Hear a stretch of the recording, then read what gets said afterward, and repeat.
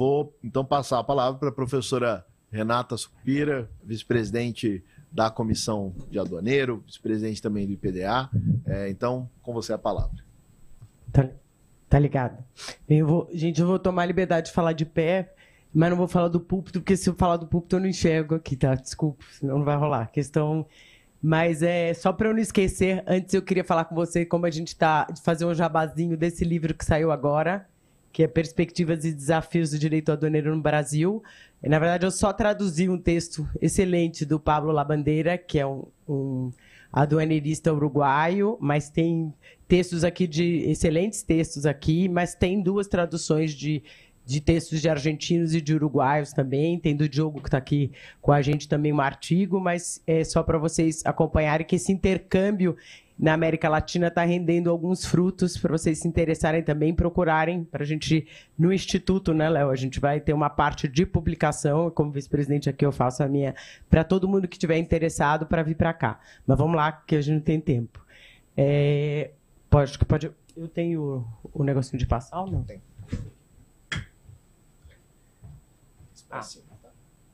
Tá, obrigada. Vamos lá. Aí. Primeiro, eu também já falei no Congresso de Vitória sobre isso, a minha postura, uma análise crítica da lei geral aqui, que tem vários pontos positivos, como a gente sabe. A gente já fez, mas amanhã vai ser publicado também um outro jabazinho aqui no Território Aduaneiro, que o Léo trouxe para cá. Eu escrevi um artigo com a Fernanda Cotsias. A gente tem alguns entendimentos muito parecidos aqui, vai sair amanhã esse artigo. Mas a gente começa esse artigo, inclusive, trazendo o que foi esse ano o tema, quando a OMA, no Dia Mundial das Aduanas, a OMA sempre coloca, né, os trabalhos, né, nos trabalhos anuais, ela diz o que deveria gerir a visão da OMA naquele ano. E esse ano, né, quando foi exatamente a promoção do engajamento entre a aduana e seus parceiros com propósito. Customs Engaging Traditional and New Partners with Purpose. E o Ian Sanders, ele publicou um posicionamento formal, que eu abro aspas e digo aqui: agora, mais do que nunca, é essencial que as administrações aduaneiras adotem uma abordagem inovadora no seu trabalho e desenvolvam soluções que não sejam apenas baseadas no seu próprio conhecimento, experiência e sabedoria, mas que também sejam desenvolvidas coletivamente com a comunidade aduaneira, incluindo as empresas e as diversas entidades em que a aduana interagem na sua prática diária. E logo depois, o tema para 2024 é um chamado à ação para os membros da OMA e para a própria OMA. A OMA precisa ter acesso às opiniões, conhecimentos e experiências de todos os grupos afetados por questões aduaneiras e comerciais. Esse engajamento com outros que podem contribuir está consagrado nos termos de referência da maioria dos órgãos de trabalho da OMA, que prevêem a participação de observadores nas discussões e no desenvolvimento de ferramentas e instrumentos. Membros do setor privado podem solicitar ingresso no grupo consultivo do setor privado, que já foi formado com o propósito de informar e aconselhar o secretário-geral da OMA, a Comissão de Política e os membros da OMA sobre assuntos aduaneiros e de comércio internacional. Memorandos de entendimento e acordos de cooperação também foram assinados com várias organizações para estruturar seu envolvimento com a nossa organização. E aí, por que eu trouxe isso? Eu acho que a OMA deu um exemplo aqui da necessidade ou da limitação dos efeitos das medidas, né, quando não tem essa participação, quando não tem esse olhar da cooperação da comunidade aduaneira em geral. E é para isso que a gente está alertando aqui. E aí eu vou dizer, como vice-presidente da Comissão da OAB de São Paulo e aqui também agora do Instituto, como fazer um meia-culpa como a gente precisa, um meia-culpa e um chamado, como a gente precisa se mobilizar. Porque aqui é iniciativa privada, é empresário, o processo começou e a gente tem como se movimentar aqui para tentar fazer com que isso fique melhor. E, nesse sentido, a aduana também tem que, por esse caminho aqui, se acostumar a nos ver como alguém, de novo, com tudo que a gente tem conversado, a mudança de paradigma, alguém que não está em lado oposto, alguém que caminha junto, alguém que pode juntamente pensar e trabalhar melhor a efetividade das melhores práticas. Então, aqui. Por que eu vou fazer isso? Eu também faço parte da Comissão Nacional de Direito Aduaneiro. E a gente tentou participar desse processo de forma marginal, porque não foi autorizado. Mas eu queria contar para vocês um pouquinho o que foi a agenda e trazer, porque nós estamos no Instituto dos Advogados, acho que é o lugar certo para fazer isso. Em fevereiro de 2024 saiu o PL, aquele PL do senador Renan Calheiros, que falava da consolidação da legislação de comércio exterior, né, imposto de importação e exportação, e a gente viu que ali tinha várias questões naquele momento, a gente escreveu um artigo com a Fernanda também, a gente fez vários eventos, mostrou o problema de se aquilo seguisse daquele jeito. E aí, em abril de 2024, foi feita uma nota técnica da OAB Nacional. Na Comissão Nacional, a gente fez uma nota técnica falando sobre o PL 508 de 2024 e sugerindo a criação de um código aduaneiro. A gente falou, vamos aproveitar essa oportunidade para um código. E colocamos nossos recursos técnicos à disposição, pedindo para compor a comissão que viesse a ser formada. Em junho de 2024, já estava formada uma comissão. E aí a gente já aproveita e diz assim, a gente nunca soube direito como é que foi feito esse processo ou indicação, como é que foram elegidas essas pessoas que compuseram. Mas o que a gente sabe é que quem estava nessa comissão era a Receita, o MDIC e o sindicato dos fiscais que compuseram. Mas a gente fez uma reunião em junho de 2024 com esse grupo que estava elaborando o anteprojeto e teve uma apresentação da estrutura preliminar. O que aconteceu? Nessa reunião, eles apresentaram o sumário, a estrutura preliminar, e falaram assim, olha, se vocês quiserem fazer alguma participação, vocês podem mandar alguma participação para cá. Só que só tinha o sumário, só tinha os números, os títulos, os livros, só tinha o esqueleto. E aí, nesse momento, com prazo super exíguo para manifestação. Aqui é para contar para vocês como foi a participação da iniciativa privada. A gente solicitou uma reunião com o Senado, quando isso aconteceu, a Comissão Nacional, solicitando a participação da Comissão Nacional nessa turma, nessa comissão, e não apenas fazendo esse tipo de participação de comentar. E logo a gente fez um ofício assinado pelo presidente da OAB, o ofício do presidente do Conselho Federal, do presidente do Conselho Federal da OAB, solicitando participação formal no grupo de elaboração. E ele foi encaminhado ao Renan Calheiros. E em setembro de 2024, saiu o anteprojeto, que é esse texto, sobre esse texto que nós estamos falando agora, que o professor Rosaldo fez parte, né, que a gente comentou aqui. E quando saiu, foi dado um prazo de 10 dias com o texto todo, um prazo de 10 dias, e posteriormente esse prazo foi estendido para 30/9. Esse prazo foi extremamente pequeno, e aí eu vou contar, quando a gente mandou esse ofício aqui, a gente não teve êxito, e foi conversar com o senador de novo. Na comissão também estavam os consultores do Senado, né? Além desses órgãos que eu falei aqui. E a gente foi conversar e pediu. A gente falou, olha, precisa ter a visão da iniciativa privada, a gente quer participar. Tentamos, mas não foi possível, não conseguimos. Então, o que acontece? Aqui é muito mais para chamar a atenção da necessidade de a gente criar meios para ser ouvido. E aqui pelo legislativo, isso é um projeto legislativo, isso não é um projeto executivo. Não é para sair um decreto. Então, a gente gostaria que os órgãos, né, que os órgãos do governo, a Receita e o MDIC, também quisessem a nossa participação para ter a legitimidade maior, para ter a representatividade maior, sim, mas a gente também tem que pleitear isso perante o legislativo. A gente tinha que ter conseguido, a gente tem que conseguir, ainda não estou, nesse momento eu já não consigo, mas a gente tem que conseguir ser escutado aqui.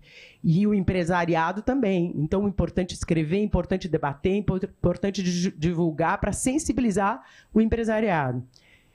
Então, vamos lá. O que tem aqui? O que o anteprojeto faz? Como o Rosaldo muito bem falou. Estabelece normas gerais para o desempenho da atividade de regulação, fiscalização e controle sobre o comércio exterior. Na minuta de justificação do projeto, ele fala que foi uma resposta à necessidade de criar uma lei principiológica para racionalizar e modernizar o arcabouço normativo brasileiro nessa área. E aqui a gente vê que ele tem uma natureza mista. Apesar de estar assim na justificativa, você tem o início principiológico, depois começa a tecer detalhes e chega até detalhes de procedimentos de regimes aduaneiros especiais. Quer dizer, ele não é meramente principiológico. Ele é uma lei geral mista. Mas, em tese, esse princípio seria para aplicar em toda a legislação de comércio exterior, né? O principal objetivo seria um alinhamento brasileiro aos tratados e às melhores práticas internacionais no que se refere ao comércio exterior de mercadorias. Estrutura muito semelhante à de um código, que ele tem lá no texto definições, diretrizes, princípios, e a disciplina tirou fora algumas coisas, né? A ausência para mim, de enorme relevância, para mim, uma das principais, uma das que a gente mais queria que mudasse, que foram as sanções, contencioso e tributos. E ali o que eu coloquei aqui, que são esses temas que estão nessa lei geral, são os que têm a acentuada regulação internacional, e esses de baixo aqui ficaram de fora. Que teve de melhoras efetivas que a gente precisa reconhecer? Um glossário uniformizador, está lá. Diretrizes que norteiam o comércio exterior. Aí aqui tem escrito lá, sanções proporcionais, tratamento ao erro excusável, recurso à autoridade administrativa independente. Pus esses aqui porque depois eu vou falar um pouquinho mais qual é a preocupação que eu tenho com isso aqui. Título específico dedicado ao tema de facilitação de comércio, a gente passou a ter um título para isso, né? Estabelecendo o dever de racionalização, simplificação, transparência e previsibilidade para os procedimentos de comércio exterior. Utilização obrigatória do PUCOMEX, do Portal Único, eliminando barreira burocrática. Uso de tecnologia, tudo digitalizado, pagamento eletrônico de tributo. Autorregularização, ampliou-se a malha aduaneira.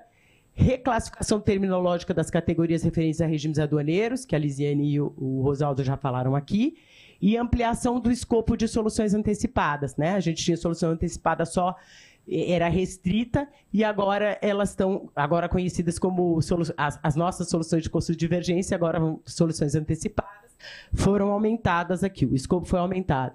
O que é a preocupação? Aqui é onde a gente tem que ficar de olho. Duas oportunidades que a gente não podia perder e que perdeu, para mim, principalmente, que são matérias que muito me preocupam.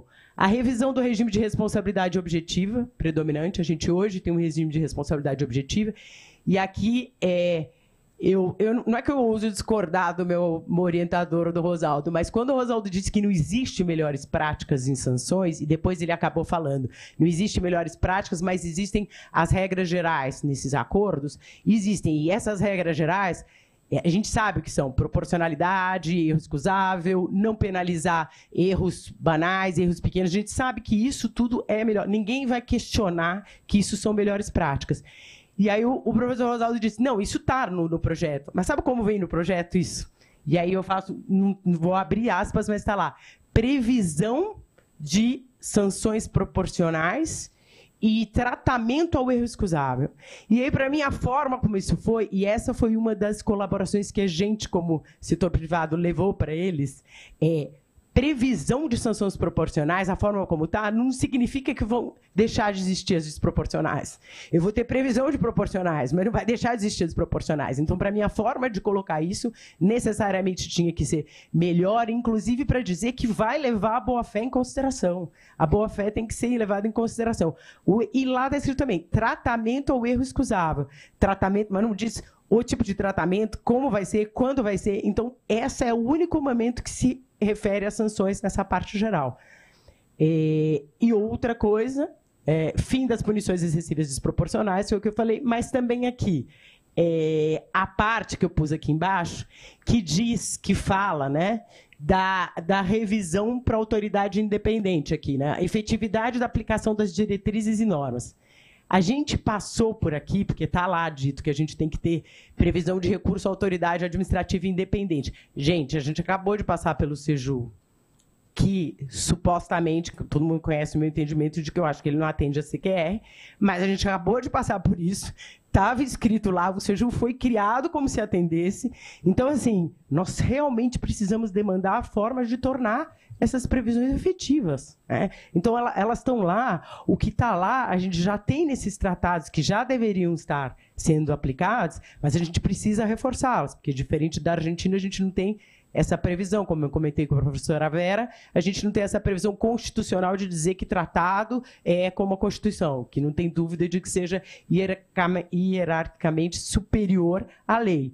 Então, assim, são preocupações muito sérias e a gente precisa trabalhar nisso, em garantir, porque responsabilidade objetiva, a regra ser responsabilidade objetiva, a gente não dá mais. Agora em Buenos Aires, na jornada que teve de direito aduaneiro, a gente conversando, gente, a palavra é vergonha. A gente explicando para eles como funciona o perdimento aqui. Eu recentemente tive um cliente, uma senhora que foi importar uma máquina de aparelho para quem tem Parkinson e comprou no eBay, dividiram em duas, dividiram a bicicleta em duas, uma chegou no correio ok, a outra ficou presa na alfândega, ela recebeu cassação do radar, perdimento e representação para fins penais. Mas a senhorinha quase infarta. Então, assim, é surreal, gente. A gente não pode mais contar essas histórias. Eu não quero mais ter essa história para contar. E mais, ela foi lá e falou, olha, a outra parte está na minha casa. Foi lá e contou tudo, fez tudo, e a coisa só foi piorando. Então, são exemplos que eu trago aqui da seriedade disso, como a gente precisa. E aí, é nossa responsabilidade sensibilizar empresariado e a gente, como advogados, como que estudiosos, nos articularmos, né? E a necessidade, eu pus aqui, de transparência no processo legislativo com a participação efetiva da sociedade e oportunidades amplas e efetivas para debate, com a possibilidade real de intervenção.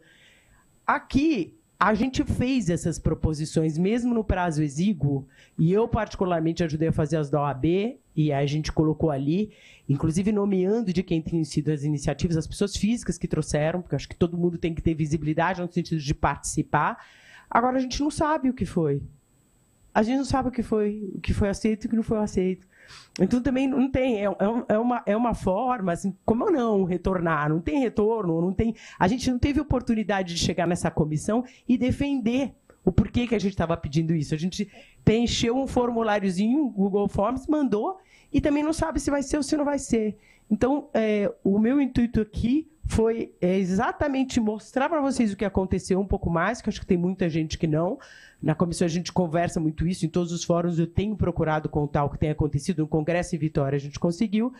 Mas aí eu vou só finalizar trazendo aqui o pensamento do Ortega y Gasset, que o Barreira trouxe. O Henrique Barreira é um dos grandes que participou do Código Aduaneiro da Argentina, da elaboração, que num artigo em homenagem aos 30 anos do Código Aduaneiro Argentino trouxe: o espírito da lei é sua alma, é a estrutura de valores que marca sua finalidade, ou seja, sua razão de ser. Se baseia nas crenças que a comunidade tenta preservar por intermédio da norma. Está embebido no que Ortega y Gasset denominava e as ideias do nosso tempo. Que denominava as ideias do nosso tempo. Então, assim, a oportunidade que a gente está tendo, depois de tanto tempo, de regulamento aduaneiro, do que a gente tem e desse sistema, a gente não pode perder. Então, é muito mais para fazer um apelo para essa mobilização, para o Léo aqui no IASP, para a gente no Instituto, para a gente no OAB, conseguir não perder essa oportunidade de melhorar o ecossistema aduaneiro. Tá bom? Era só isso. Obrigado. Obrigado, professora Renata. Excelente. Nós estamos estourados no tempo, mas aqui nós tínhamos alguns minutos de réplica, se alguém... Réplica não, mas de comentários, etc.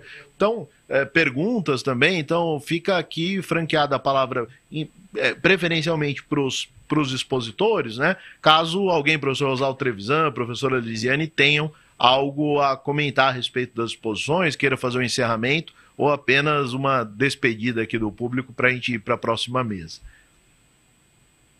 Bom, acho que não havendo, né? A gente pode... Havendo, sim, Leonardo. Posso começar? Sim. Excelente. Não, então, eu junto duas dessas observações. A primeira, um agradecimento, reitero um agradecimento. Acho que todas as exposições se complementaram, foram esclarecedoras. Em relação às observações agora efetuadas pela Renata sobre o processo de composição do grupo e quem integrou o grupo, ela tem total razão. Tá? Tem total razão. A composição do grupo foi decidida em um escalão que não é o escalão do qual eu participo, né? Então, eu só deixo o brocardo latino lá, nenuntium necere, né? Não mata o mensageiro. Né? Eu sou só o mensageiro. Quem escolheu esse grupo não fui eu. Eu tive a felicidade de ter sido nomeado para esse grupo, mas não escolhi o grupo.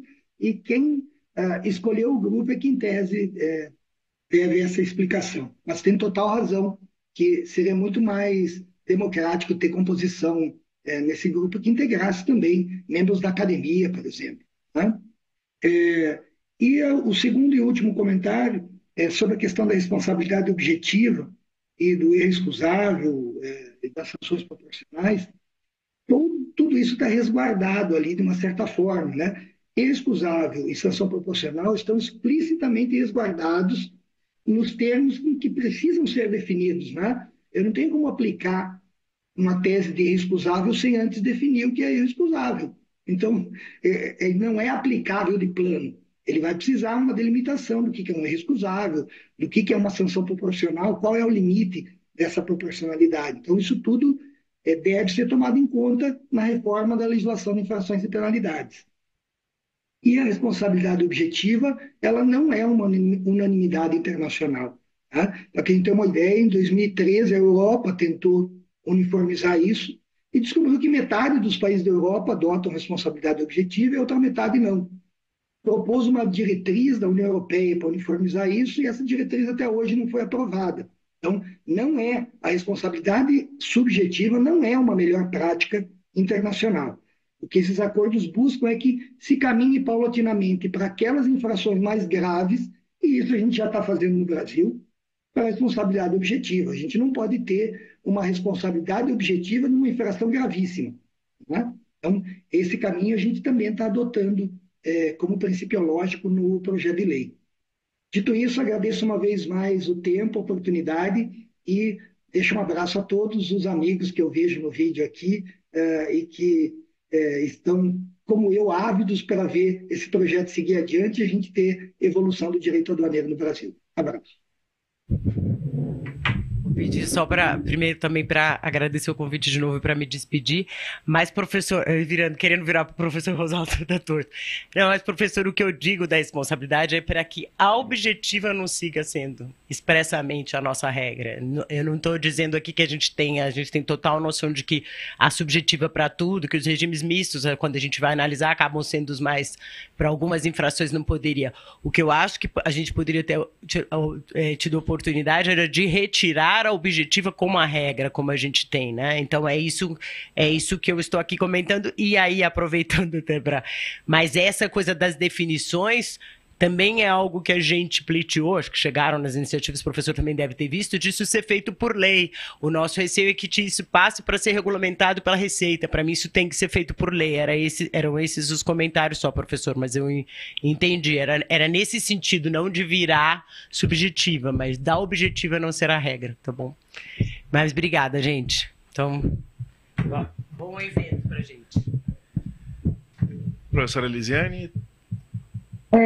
Eu gostaria, Leonardo, de agradecer o convite e também de mencionar, né, que esse projeto de lei não é perfeito, né? Tem algumas incompletudes, tem algumas questões que ainda merecem ser aprimoradas, mas ainda é um projeto de lei, né? Eu acho que a participação e as discussões, daí a importância desse evento, fazem parte do processo. E da minha perspectiva, ainda que considerando alguns defeitos, traz uma consequência muito importante, que é complementar esse processo de reforma tributária, né, em relação ao comércio exterior e permitir que efetivamente haja um aprimoramento aí, né, da nossa legislação aduaneira e também para o Brasil em termos de concorrência no comércio internacional, com repercussão no comércio interno também.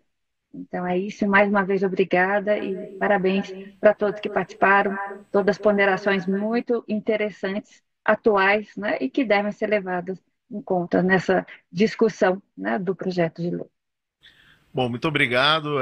Essa questão da culpa objetiva é interessante. Nós temos aqui 3 pessoas com 3 posições diferentes, né? Porque eu escrevo há 10 anos já sobre culpa objetiva e eu atribuo mais a culpa aos aplicadores do que à própria legislação, porque a legislação ela é bastante clara, tanto com o CTN como o decreto-lei, ao imputar a possibilidade da inflição, né, da infração, da pena sobre a infração, independente da intenção do agente. A intenção é dolo, né? Então, eu acho que essa aplicação muitas vezes é um pouco enviesada, né?